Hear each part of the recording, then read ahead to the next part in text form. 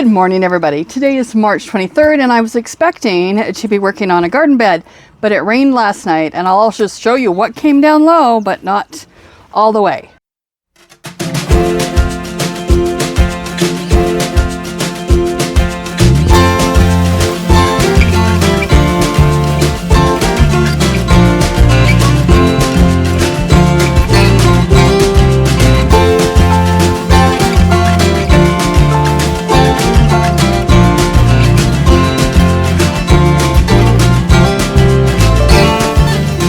So this is what I was working on, 2 days ago, Friday, and pulled all these periwinkles out of here.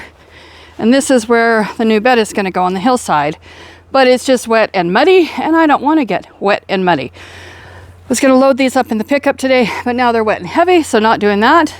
So we're going to work with tomatoes. So let's get down to the potting shed. So here's all my tomatoes. I got my big beef. Do I have 3 of them? I do. Red pearl, sun gold back here, and then here are my Bellatrix. I've got 4 of those set out. So my plan is I'm going to pot them up today, and I think I'm going to put them in 120. I'm going to try that and see what it looks like, but we will go from there just to keep them in a smaller space for now. And then I'll pot them up into their individual pots probably in a week or so. But it's just going to depend on where the roots are. If not, I will have to put them into bigger ones. But we will take a look and see what we got here. So they seem to have gotten a little bit leggy. Actually, the Bellatrix are more so than the others. So let's just take, this is big beef I've got here. Oh, somebody's asking to go outside. Okay, so let's take a look and see what these are going to look like. And I'm going to be really gentle because I don't want to break any of these. And take them out. And there, I can get a good picture of what the roots are looking like.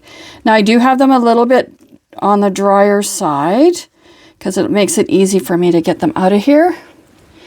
And let's see, let's take a look.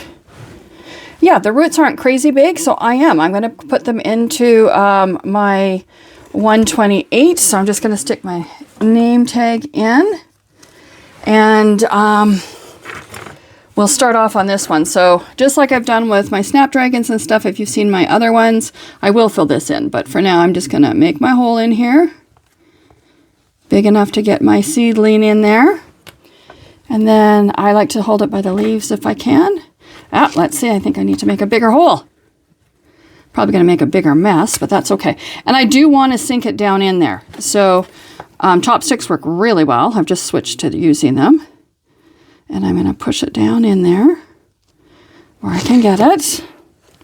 Pull it up and put the dirt around it, or my potting soil. So there we go. That is my first beefsteak in there. I'm going to go do the rest, and we'll see how many beefsteaks we actually have. We'll see how many tomatoes I actually have. Okay, we'll be back in a minute. I thought I should show you how I tease the roots apart because you don't want to wreck your plants. And because they were in there in a cup together, we have roots together. So I'm just real careful with the tops. And then what I do, you can see here's a late bloomer.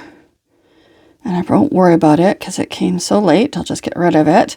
But I play with them and try to gently massage them apart, and then I just gently pull. And I'm pulling by their leaves. I'm not pinching the stem. I don't want to accidentally push it too hard, kill off my plant. So that's how I do that. Now I just wanted to show you, I'm putting these into the small cells, but you don't have to. You could take a 2-inch, a 3-inch pot and pot your tomatoes up in those. I'm just growing a lot of them, and so I want to do this for a few weeks because I have limited space in my potting shed, and if I put them all into the bigger containers right away, then it's going to take up some room. I'm hoping that as I'm growing, I can start moving items outside into my greenhouse, like my cabbage and beets and all of that. Within probably a week, I can get them outside, which frees up more room in here. Okay, so there we go. I've got 48 big beef. I had 2 other ones, tiny little ones, and they're just not off to as great a start, so I'm just not going to bother with those. 48 is plenty for my garden. So now I'm going to get started, I think, on my Bellatrix. So here are my Bellatrix, and I'm quite happy with the germination I've got. So the 2 in the back, I planted 13 and 12, And I have these ones here, these ones on the back, and I have 11 in each of those. And then this one has 11 and this one has 12, and I have 9 in that. So I got much better germination than I got last year. And this is something I'm probably going to do with some of my tomatoes and certain plants. Because you forget how many seeds you put in something. Is put the number of seeds I put in there, then I know what my germination is. So time to get these ones pricked out and in the tray. So I've got my Bellatrix planted in there, but I think I forgot to tell you, my big beef are indeterminate, my Bellatrix are determinate. And what that means is that the big beef will grow and grow and grow until the frost kills them. I've had indeterminate get up to 20 feet tall. Where you're determinate, they grow to a certain height, and that is where they stay. And then the same thing with my sun golds and my red pearls. Those are indeterminate as well, so they will keep growing and growing. Now, this one here of my sun golds looks amazing. That's probably my best looking one.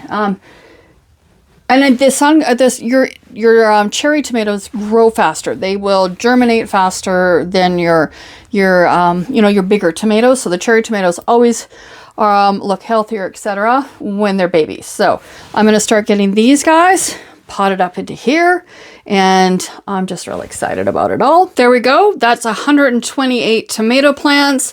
And then over here I have, let's see, 10, 16, 16, 21, 16, 17, 18, 19, 20. Yep, 21. So 149. So these ones here, I am like, most of these I'll be keeping. I will be selling a few of my cherry tomatoes, and these ones here, I just got to put tags in them so I don't forget what's what. And I'm really happy with my my seedlings that are growing. So I'm going to get them back on the tray underneath the lights as close as I can get them to the lights, because I don't want them to go leggy.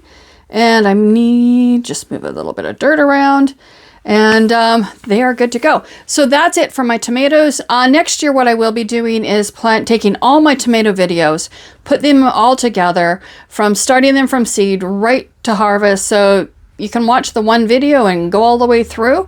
Or if you're going along with me now and planting as I'm going, great. So stay tuned for the next video on my mini homestead, and we'll talk to you later. Bye-bye.